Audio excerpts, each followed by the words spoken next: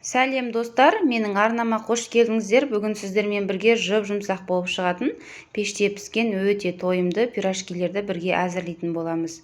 Өте дәмді болады, міндетті түрде сіздерге де жасап көруді ұсынамын. Достар, менің каналыма тіркеліп, қоңырау батырмасын басып қоюды ұмытпаңыздар. Сонда менің видеоларымды алғашқылардың бірі болып көретін боласыздар.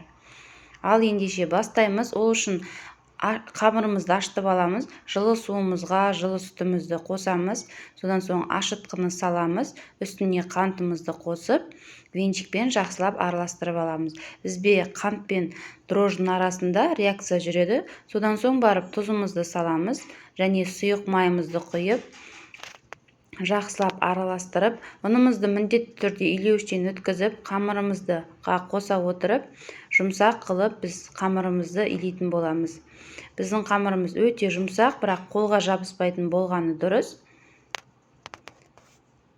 Бетін жауып, қамырымызды бір сағатқа қалдырамыз. Сол аралықта біз картопымызды қайнатып аламыз, тұзымызды салып, баяу отта. Содан соң картопты суытып, ыдысқа салып, осындай құралдың көмегімен езіп алсаңыздар болады, немесе шанышқының көмегімен езсеңіздер де болады. Пиязымызды да майға қызартып қуырып аламыз. Енді картопқа жаңа қуырылған пиязымызды қосып, үстіне тұзымызды салып, кішкене қара бұрыш салып, жақсылап араластырып алатын боламыз. Біздің начинкамыз да мінекей дайын болды. Ендігі кезекте ашыған қамырымызды бөліктерге бөліп аламыз. Кішірек қылып алдым мен. Барлығын осылай видеодағыдай бөліктерге бөліп аламыз. Содан соң қолдың көмегімен жұмсақ қылып домалақтап шығатын боламыз. Барлығын домалақтап алғаннан кейін қамырдың бетін жауып, шетінен ала отырып, осылай оқтаудың көмегімен жұқа қылып жайып, арасына начинкамызды салып, видеодағыдай түйіп шығатын боламыз. Міне қайталап көрсетейін. Біздің қамырымыз өте жұмсақ, жайғанға өте ыңғайлы. Домалақ қылып жайып алып, үстіне начинкамызды салып, осылай түйіп шығатын боламыз.